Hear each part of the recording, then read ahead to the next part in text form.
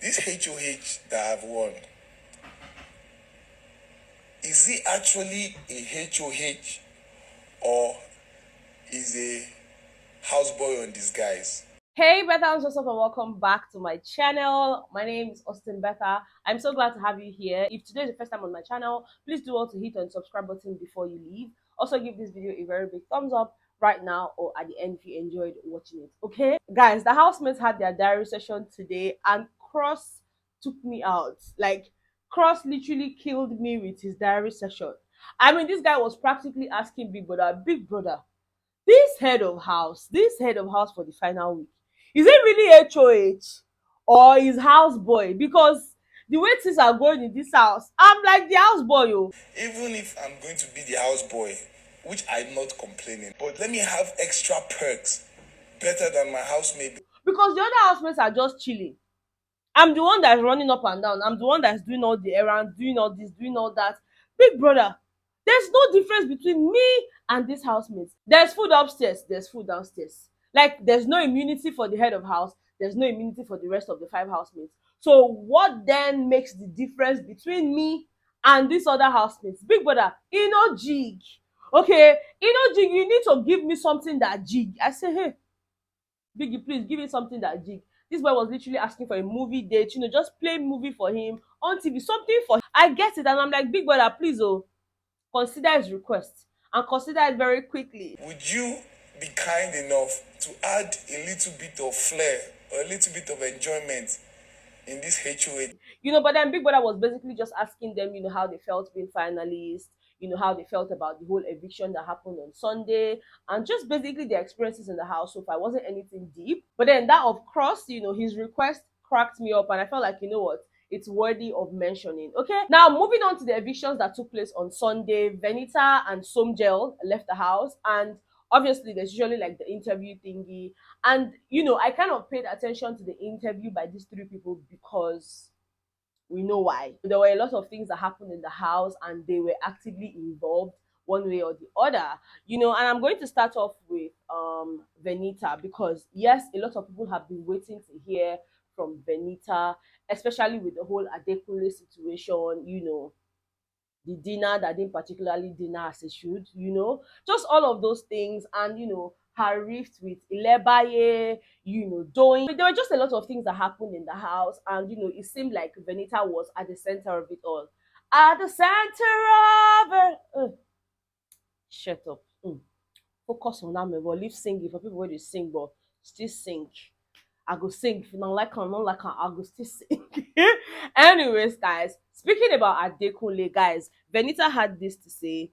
She said that at the point, when she was in the house and all of that, with the whole Pepper Them housemates, just teaming up and trying to form an alliance and all of that, when she realized that, it wasn't particularly going as it should, especially because, she had Adekunle there at the time. It was just like, what, snip, she just cut all of them off and decided to just stay there with her peace and happiness. Of course, her peace and happiness at that time, in the house was obviously Adekunle. And she also went on to point out that she felt more connected, to Adekunle in the house. It didn't start off as, oh, I'm going into the house to be in a relationship. She didn't plan that. For her, it was more of a natural, gravitation towards the guy, because, there's a level at which she likes to banter. And the only two people that can match her energy, according to her, were Sheyi and Kimopra. But then surprisingly, in her words, refreshingly, Adekunle kind of matched that energy. So it's like, okay, this is new. And somehow they started talking and all of that, and she got very comfortable. And guys, like, literally listening to her, yeah, I could just tell that she legit likes Adekunle. Now, I'm not saying that things might work out outside the house, neither am I saying that things will never work out, but just listening to her, it's like, felt connected, and I felt I was balanced better, and I was comfortable there, and I was happy there. So she really likes the guy.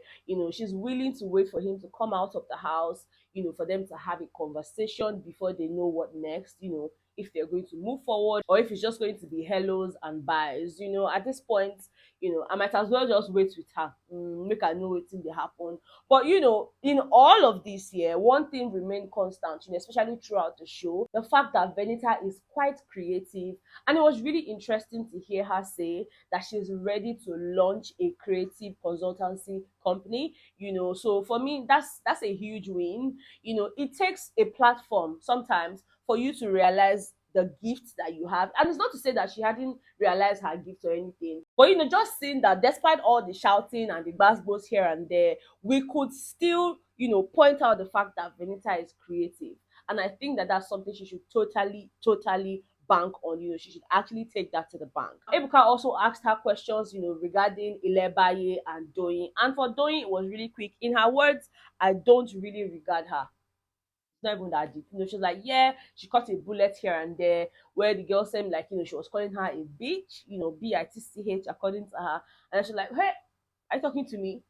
Are you talking to me? And then, Doyin now switched things up and said, I wasn't talking to you. But, Doyin gave her own size. So for her, it's like, I don't really see the girl like that, so it doesn't really matter, you understand? But for Ilebaye, she actually tried to explain to us that, it wasn't even that deep, because for her, if it were to be deep, Ilebaye wouldn't have even picked her as one of her BFFs, And she also went on ahead to correct the whole notion of, seeing Ilebaye as small, quote and unquote. For her, yeah, whenever she made the whole, small type of sentence, she wasn't necessarily talking about, in status or financially and all of that. For her, she was mostly talking about age. She's like, oh, Ilebaye is in her early 20s and she's approaching 37. So it's like, she kind of tried to clear that up. Small as in age.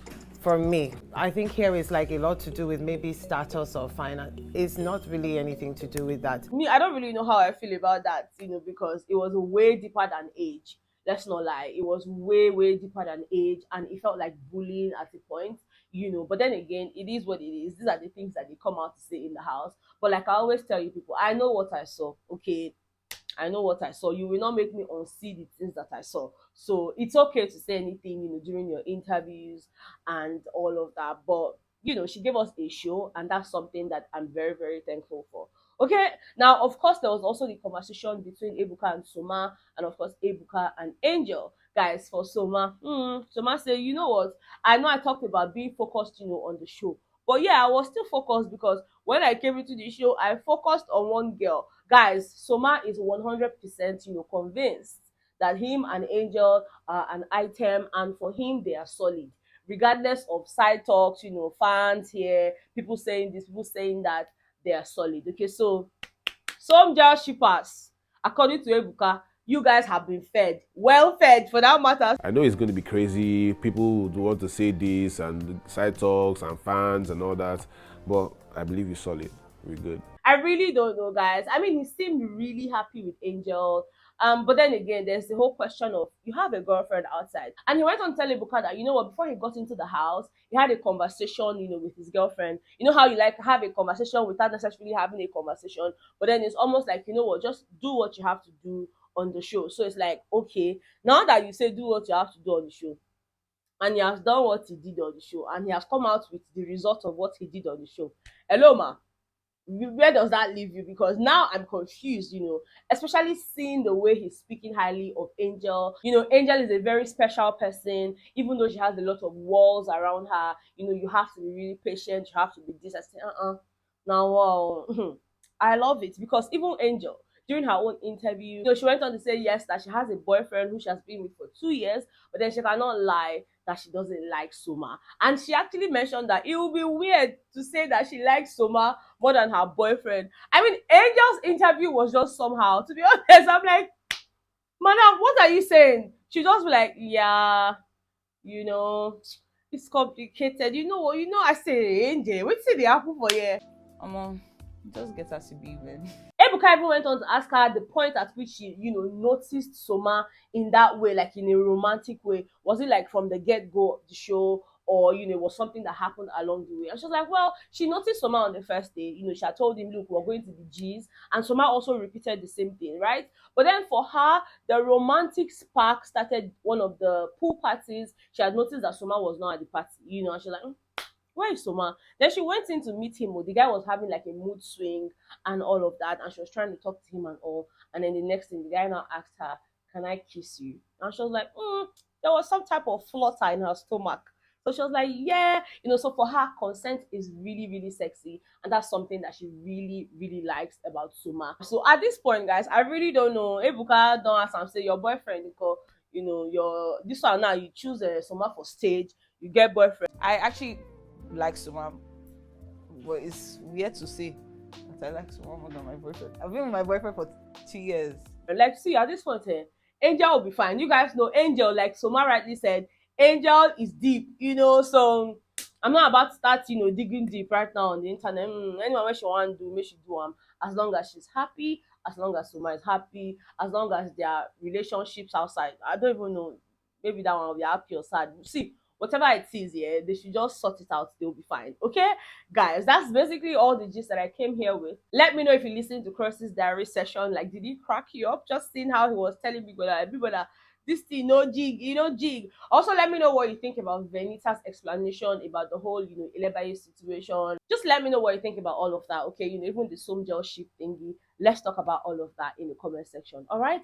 Thank you guys so much for watching. I love you guys so much, and of course, I would see you guys on the next one. Okay. Bye.